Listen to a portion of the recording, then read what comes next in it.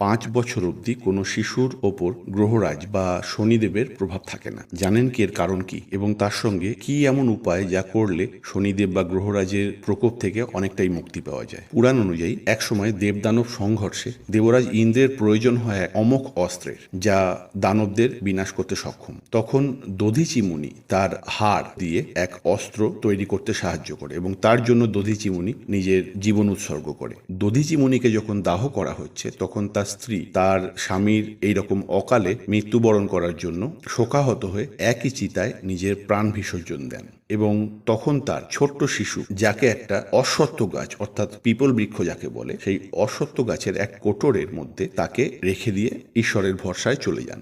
দৈবিকভাবে সেই শিশু সেই অশ্বত্থ গাছের নিচেই বড় হতে থাকে, বনের বিভিন্ন ফল খেয়ে, আর সেই অশ্বত্থ গাছের কোঠরে নিজের আশ্রয় করে। এইভাবেই বনের ফলমূলাদি খেয়ে সে বড় হতে থাকে এবং 5 বছর বয়সের হয়ে যায়। সেই সময় একদিন সেই রাস্তা দিয়ে যাচ্ছিলেন দেবর্ষি নারদ। তিনি নির্জন বনের মধ্যে একাকী ওই গাছের নিচে সেই ছোট্ট শিশুকে দেখে তার পরিচয় জিজ্ঞেস করে। সেই শিশু তখন কোনো পরিচয় দিতে পারে না এবং সে নিজেই প্রশ্ন করে যে, আমি জানতে চাই আমার পিতার নাম কি। তখন নারদ তার ধ্যান যোগে জানতে পারে যে সেই ছোট্ট শিশু মহান দানী দধিচির পুত্র।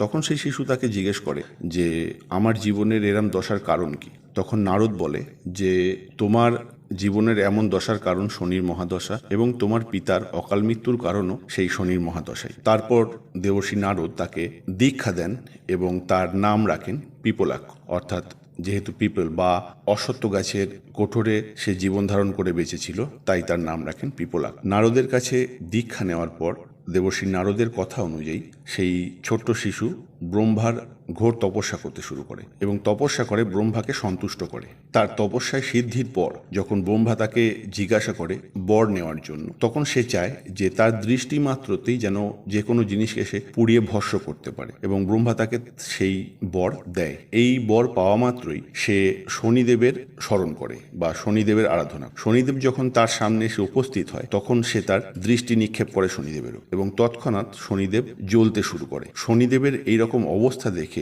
সমস্ত সৃষ্টি তথা ব্রহ্মাণ্ডে কোলাহল পড়ে যায় এবং শনিদেবের পিতা সূর্য এসে ব্রহ্মার কাছে অনুরোধ করে শনিদেবকে বাঁচাবার জন্য। সূর্যের অনুরোধে ব্রহ্মা তখন পুনরায় পিপলাক্ষর কাছে আসে এবং শনিদেবকে ছাড়ার অনুরোধ করে। পিপলাক্ষ রাজি না হয় ব্রহ্মা তাকে এরকম বলে যে একটা বরের পরিবর্তে তাকে 2টো বর দেয়া হবে। তখন পিপলাক্ষ রাজি হয় এবং সেই 2টো বর চায়, যা হচ্ছে জন্ম থেকে প্রথম 5 বছর কোনো শিশুর ওপর শনিদেবের প্রভাব থাকবে না, এবং দ্বিতীয়, যেহেতু সেই অশ্বত্থ গাছের নিচে সে তার জীবন ধারণ করে জীবন রক্ষা করেছে, তাই যে ব্যক্তি অশ্বত্থ গাছের গোড়ায় জল দেবে তার ওপর শনিদেবের প্রভাব থাকবে না বা কমে যাবে। এই মতো বর পাওয়ার পর সে শনিদেবকে তার দৃষ্টি থেকে মুক্তি দেয় এবং শনিদেবকে ছেড়ে দেওয়ার সময় তার ব্রহ্মদণ্ড দিয়ে তার পায়ে আঘাত করে, এবং সেই আঘাতের পর থেকেই শনিদেবের পা আহত হয়ে যাওয়ায় শনিদেব ধীর গতিতে চলেন, এবং পিপলাক্ষর দৃষ্টিতে শনিদেব খানিকটা জ্বলে যাওয়ায় শনিদেবের রং